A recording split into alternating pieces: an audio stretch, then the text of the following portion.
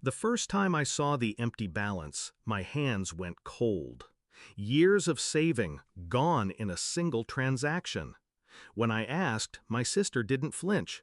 She twirled her keys, admiring the shine of her new luxury car. "You can just save again," she shrugged. I needed this more. And my parents? They nodded. "She deserves it," Mom said. Dad added, "Be a good sibling, support her." That was the moment I stopped being family and became executioner. I just smiled, walked to the kitchen, picked up my phone, and called the bank. They had no idea that fund wasn't just mine. It was tied directly to theirs. I had built that fund carefully, not just to buy a house, but as leverage.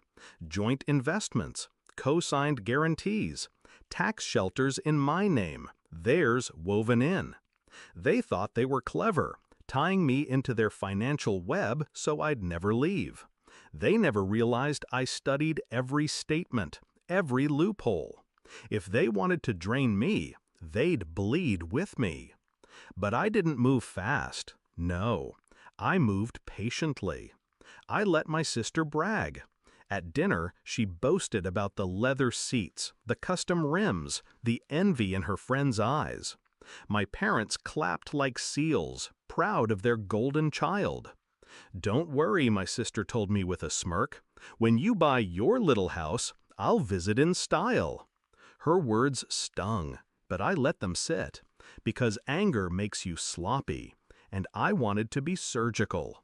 So I studied their debts, mortgage extensions, quiet late fees, my father's credit line barely afloat, my mother's emergency medical bills she never admitted to. My sister's new car wasn't fully paid. It was a noose of monthly payments she couldn't afford without them. And that was my crack in the wall. I moved in silence, shifted accounts, called the bank, the broker, the lawyer I had been quietly paying for years. I pulled the pin on the grenade they'd handed me when they tied my savings into theirs. One by one, accounts froze. Credit lines collapsed.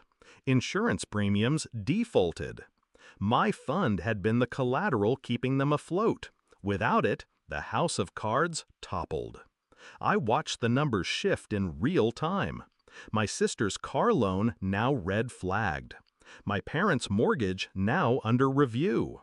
Their perfect financial balance shredded in hours. And I waited. The call came 2 weeks later. "Why are our accounts frozen?" Dad barked down the line. Mom's voice cracked in the background. My sister screeched, demanding answers. I held the phone steady, calm as ever. "Because you spent what wasn't yours," I said. "You selfish little—" Dad started, but I cut him off. "You wanted me to save again?" My voice dropped, low and sharp. "Then start saving yourselves." I hung up. The fallout was delicious. My sister tried to keep the car. Couldn't. It was repossessed in public, the tow truck hauling away her pride while the neighbors stared. My parents scrambled, begging the bank for extensions. Denied. They had to sell the vacation cabin to keep the main house. My mother wept. My father raged. And me? I signed papers on my new condo. Paid in full. Keys in hand. I didn't invite them to see it. The confrontation came months later. They showed up unannounced, standing in my spotless kitchen like beggars who once played king and queen. My sister without her car, my father hollowed, my mother gaunt. "You ruined us," Dad hissed. "You did that yourselves," I said. My sister's eyes burned. "You think you're better than us?" I met her stare. Calm, cold. "No, I just learned not to let parasites feed off me." Silence. Heavy. Unbreakable. They left without another word. That was the last time they ever set foot in my home. Now I sit by my window, city lights flickering against glass. My name alone on every deed, every account. Untouchable. I gave them a choice once, family or betrayal. They chose betrayal. I gave them a second choice, humility or collapse. They chose arrogance. And I gave them their ending. They thought my savings were theirs to steal, but I made sure their empire was built on my foundation. So when they drained me, they pulled the ground from under themselves. That was the plan all along. That was my revenge.